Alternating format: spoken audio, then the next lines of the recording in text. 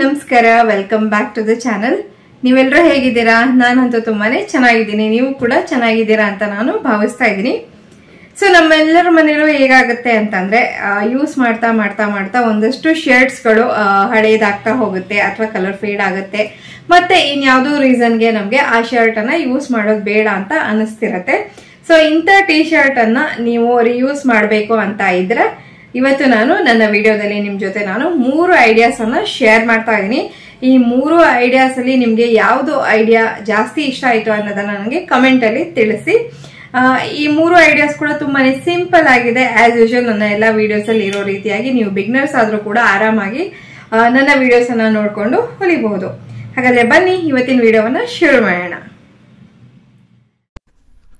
ಇಲ್ಲಿ ನಾನೇನ್ ಮಾಡಿದ್ದೀನಿ ಅಂದ್ರೆ ಒಂದು ಟಿ ಶರ್ಟ್ ಅನ್ನ ತಗೊಂಡಿದ್ದೀನಿ, ಹಳೇದಾಗಿದೆ ಇದು. ಅದ್ರ ಮೇಲೆ ಈ ರೀತಿಯಾಗಿ ಒಂದು ಮೀನಿನ ಔಟ್ಲೈನ್ ಅನ್ನ ಬಿಡಿಸ್ಕೊಂಡಿದ್ದೀನಿ. ಸಿಂಪಲ್ ಆಗಿ ಈ ರೀತಿಯಾಗಿ ಒಂದು ಡಿಸೈನ್ ಅನ್ನ ಬಿಡಿಸ್ಕೊಂಡ್ರೆ ಆಯ್ತು.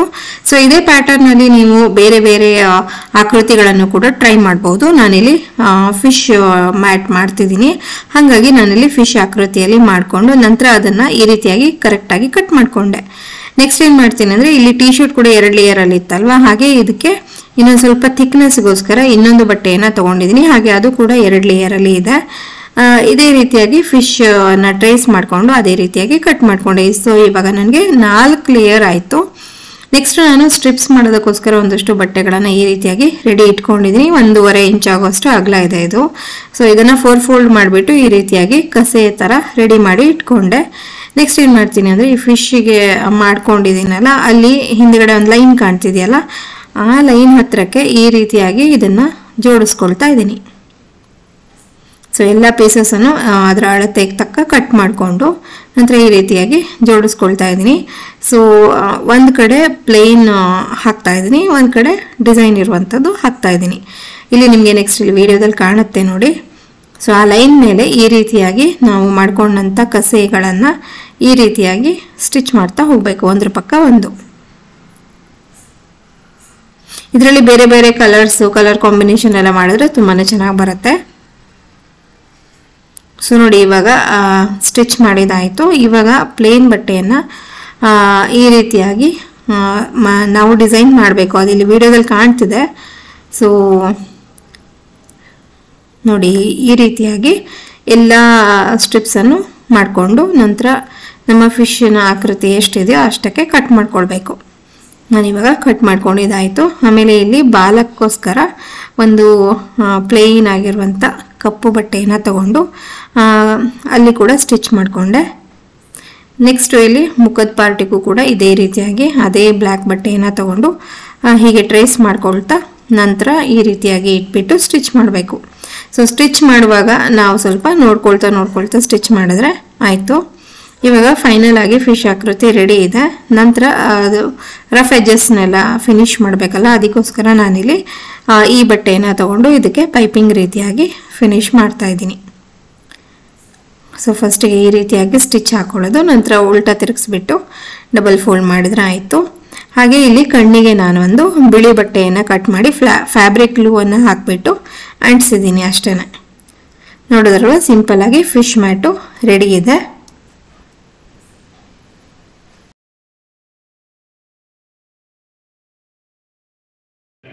ಇದು ನೋಡಿ, ನಾವು ಟಿ ಶರ್ಟ್ ಅನ್ನ ಈ ರೀತಿಯಾಗಿ ಒಂದು ಪಿಲ್ಲೋ ಆಗಿ ಕೂಡ ಕನ್ವರ್ಟ್ ಮಾಡ್ಕೊಳ್ಬಹುದು. ಸೊ ಇದೊಂದು ನಾರ್ಮಲ್ ಟಿ ಶರ್ಟ್ ಆಗಿತ್ತು.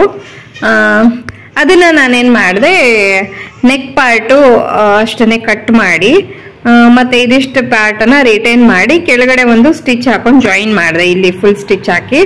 ಆಮೇಲೆ ಅಲ್ಲಿಂದ ನಾನು ಫೋಮು ಮತ್ತೆ ನಾನು ಆಕ್ಚುಲಿ ಇದಕ್ಕೆ ಹೊಲಿಗೆಯಿಂದ ಉಳಿದಿರುವಂತ ಸ್ಕ್ರಾಪ್ ಅನ್ನ ತುಂಬಿದ್ದೀನಿ. ಆ ತರ ತುಂಬಿಬಿಟ್ಟು ಆಮೇಲೆ ಈ ತರ ಒಂದು ಸ್ಟಿಚ್ ಅನ್ನ ಹಾಕಿದ್ರೆ ಆಯ್ತು.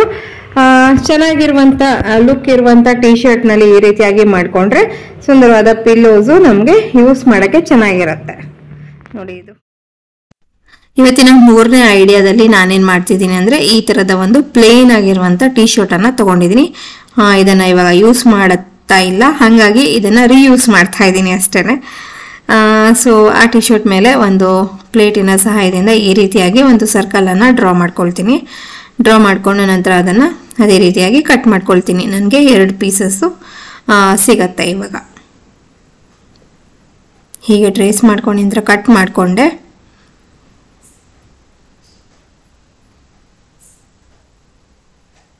ಇವಾಗ 2 ಪೀಸಸ್ ಸಿಕ್ಕಿದೆ ಸರ್ಕಲ್ಸು.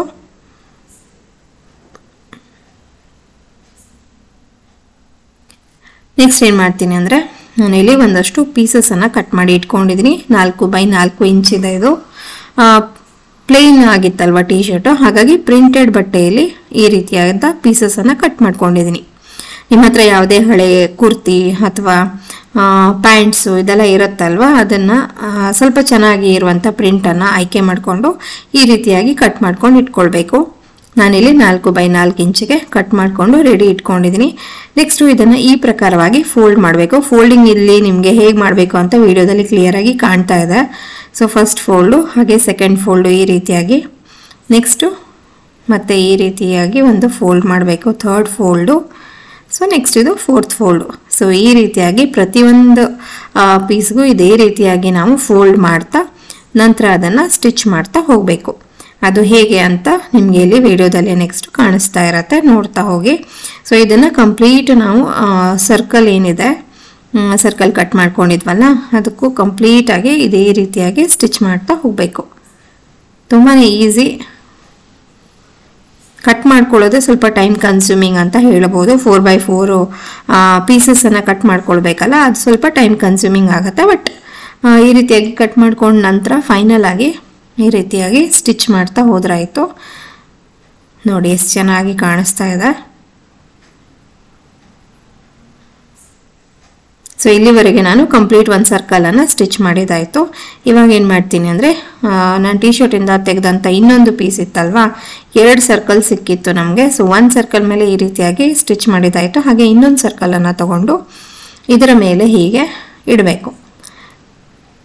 ಹೀಗೆ ಇಟ್ಬಿಟ್ಟು ಮತ್ತೆ ನಾವು ಫುಲ್ಲು ಸರ್ಕಲ್ಲು ಸ್ಟಿಚ್ಚನ್ನು ಹಾಕಬೇಕು. ಒಂದು ಸ್ವಲ್ಪ ಜಾಗ ನಮಗೆ ಉಲ್ಟಾ ಮಾಡೋ ಮಟ್ಟಿಗೆ ಓಪನ್ ಇಟ್ಕೊಳ್ಬೇಕು. ಸೊ ಈಗ ನಾನು ಫುಲ್ಲು ಸ್ಟಿಚ್ಚನ್ನು ಹಾಕ್ಕೊಂಡೆ. ಇವಾಗ ಇದನ್ನು ಉಲ್ಟಾ ಮಾಡ್ಕೊಳ್ತೀನಿ. ಸೊ ಒಂದಿಷ್ಟು ಜಾಗವನ್ನು ಓಪನ್ ಬಿಡಬೇಕಂತ ಹೇಳಿದ್ನಲ್ಲ, ಹಾಗೆ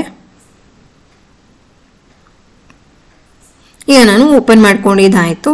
ನೆಕ್ಸ್ಟ್ ಏನು ಮಾಡ್ತೀನಿ ಅಂದರೆ, ಇಲ್ಲಿ ಓಪನ್ ಜಾಗ ಏನಿದೆ ಅಲ್ಲಿಂದ ಬೇಡದೇ ಇರುವಂಥ ಒಂದಷ್ಟು ಸ್ಟಿಚ್ ಮಾಡಿ ಉಳಿದಿರುವಂಥ ಸ್ಕ್ರ್ಯಾಪ್ಸ್ ಎಲ್ಲ ಇರುತ್ತಲ್ಲ, ನನ್ನ ಹತ್ರ ಅದಿದೆ, ನಾನು ತುಂಬ್ತೀನಿ. ನಿಮ್ಮ ಹತ್ರ ಯಾವುದಿದೆಯೋ ಫೋಮ್ ಬೇಕಾದ್ರೂ ನೀವು ಫಿಲ್ ಮಾಡ್ಬೋದು, ಇದಕ್ಕೆ ತೊಂದರೆ ಇಲ್ಲ. ಸೊ ಯಾವುದಿದೆ ಅದನ್ನು ಯೂಸ್ ಮಾಡ್ಕೊಳ್ಳಿ. ಸೊ ಈ ರೀತಿಯಾಗಿ ನನಗೆ ಎಷ್ಟು ಬೇಕೋ ಅಷ್ಟು, ಎಷ್ಟು ಥಿಕ್ನೆಸ್ ಬೇಕೋ ಸಾಕು ಅನ್ಸತ್ತೋ ಅಲ್ಲಿವರೆಗೂ ಫಿಲ್ ಮಾಡಿಕೊಂಡೆ.